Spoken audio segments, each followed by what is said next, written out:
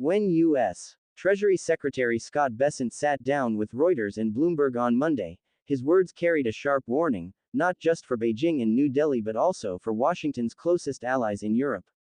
Welcome viewers to my channel. Please subscribe, like my video and turn on notifications so you don't miss our next update.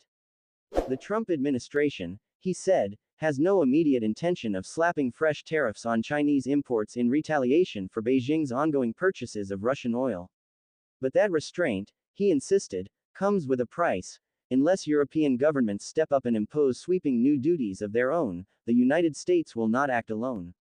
We expect the Europeans to do their share now, and we are not moving forward without the Europeans, Bessent declared, his voice underscoring both frustration and urgency. Behind this statement lies a larger dilemma facing the Western alliance as it seeks to weaken Russia's war machine without fracturing its own economies. For nearly 3 years since Moscow's full-scale invasion of Ukraine, sanctions have been rolled out with unprecedented coordination. Yet loopholes remain wide, and Russia has proven adept at redirecting its oil exports to willing buyers in Asia. The United States wants those loopholes closed. Europe, however, is wavering. To understand the stakes, one must start with Russia's economy itself. Oil is not just another export, it is the backbone of state revenue.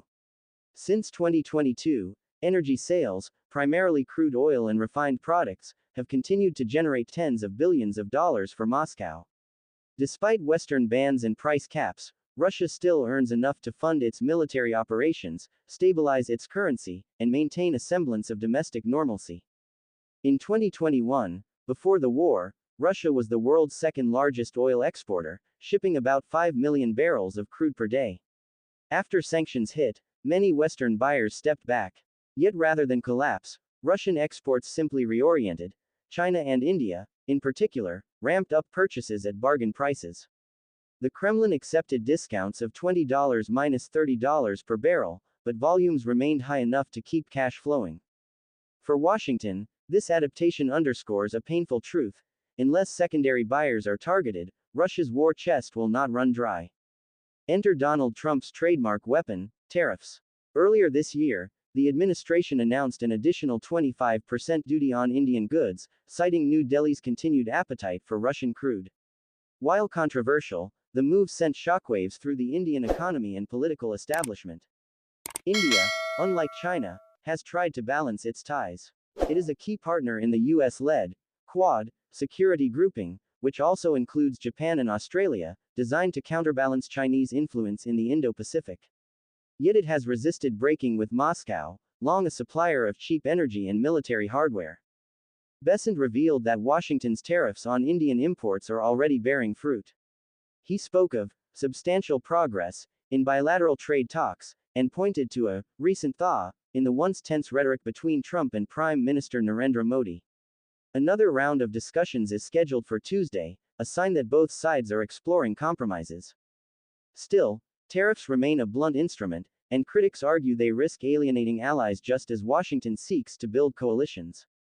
For Bessent and Trump, however, the calculation is simple: pressure works, and the same model could apply to China, if Europe joins in. It is Europe, not Asia, that Bessent now sees as the weak link. On paper, the European Union has gone further than most in cutting Russian energy ties. Direct imports of Russian crude into the EU have largely ceased. Yet in practice, loopholes abound. One of the most glaring is the laundering of Russian oil through India. The scheme is straightforward. Russian crude is shipped to Indian refineries, where it is processed into gasoline, diesel, and jet fuel. These refined products are then exported to Europe, often with little visibility into their original source. Legally, they are Indian exports. Economically, they still funnel money back to Moscow. I guarantee you that if Europe put on substantial secondary tariffs on the buyers of Russian oil, the war would be over in 60 or 90 days, he said. It is a bold claim. By his estimate, the Kremlin cannot sustain the war effort without steady oil revenue. If European states imposed not just bans but punishing tariffs on countries that keep buying Russian crude, Moscow would lose its financial lifeline almost overnight.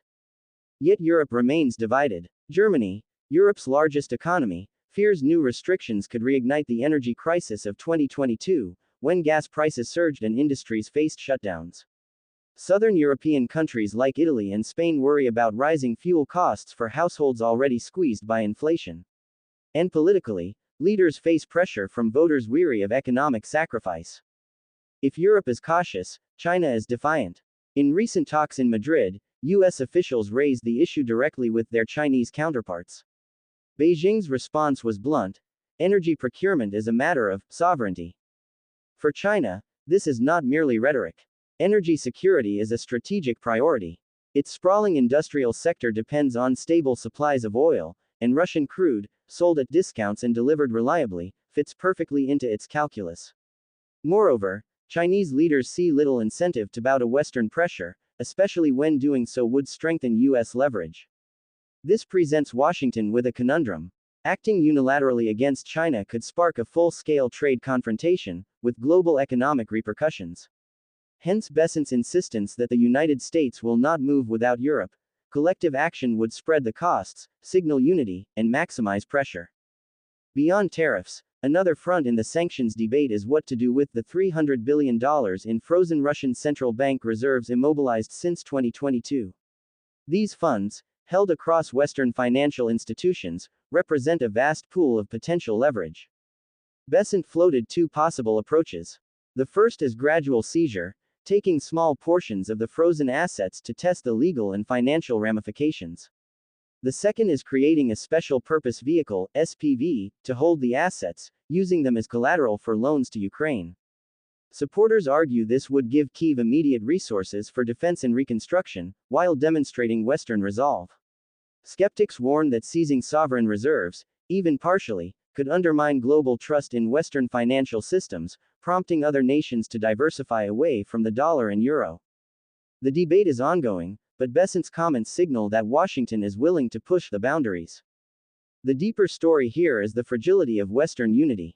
The United States, under Trump, favors aggressive measures, tariffs, asset seizures, sanctions escalation. Europe, while committed to supporting Ukraine, is far more hesitant.